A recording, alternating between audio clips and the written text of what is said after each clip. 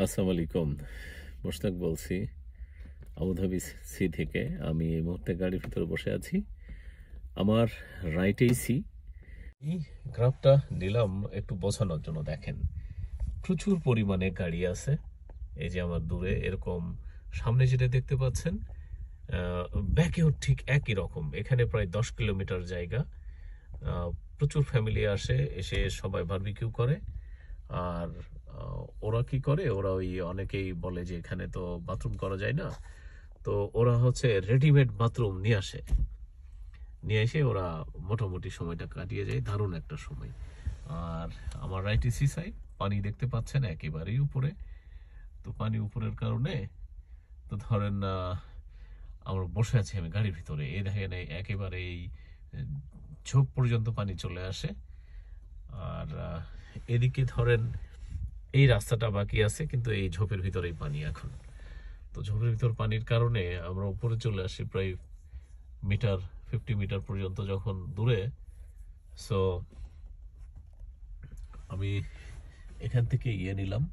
তো ওইদিকে আবার আমাদের আলামিন চেষ্টা করছে যে বড়শিগুলো আবার নতুন করে ফেলতে। তো এই পানির নিচে না নামা পর্যন্ত মাছ উঠবে না, কারণ ওই ডিস্টেন্সে আমরা ফেলতে পারবো না। 200 মিটার ডিস্টেন্স ফেলতে হবে, তাহলে মাছ উঠবে। আর মাছের সাইজ আলহামদুলিল্লাহ 1 কেজি 1.5 কেজি সাইজের এই মাছগুলা।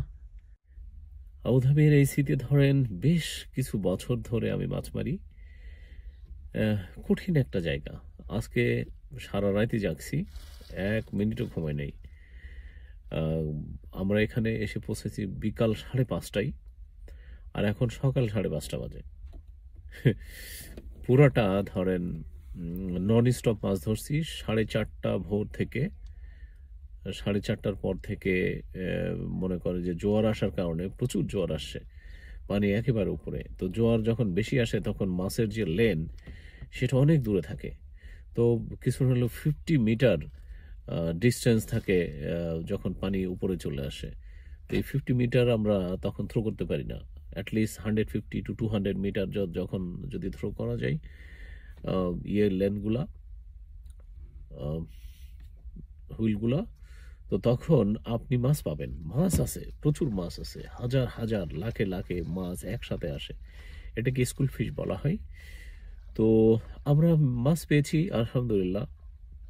মাছ পেয়েছি প্রায় 70 কিলো টিলো হবে। তো সব কিছুই ভিতরে আছে। মাছ আমরা সবসময় নেটের ভিতরে জিয়ায় রাখি, একদম তাজা থাকে। তো ইনশাল্লাহ দেখা যাবে। আমি চেষ্টা করব যে কিছু সময় ওয়েট করব। ধরেন ঘন্টা দুয়েক পরে, এখন থেকে 5:30টার বাজে। তো তো ধরেন ঘন্টা দেড়েক পরে এই পানিটা একদম নিচে চলে যাবে। হুম, জোয়ারের পানিটা। তো যখনই নিচে চলে যাবে তখন আবার যেভাবে মাছ আসছে একইভাবে মাছ পাওয়ার একটা সম্ভাবনা আছে, কারণ রাতে কিন্তু প্রচুর মাছ আসছে। তো সেটার জন্য একটু ওয়েট করতেছি। তারপরে ইনশাল্লাহ will go back and see you again. Thank you very much.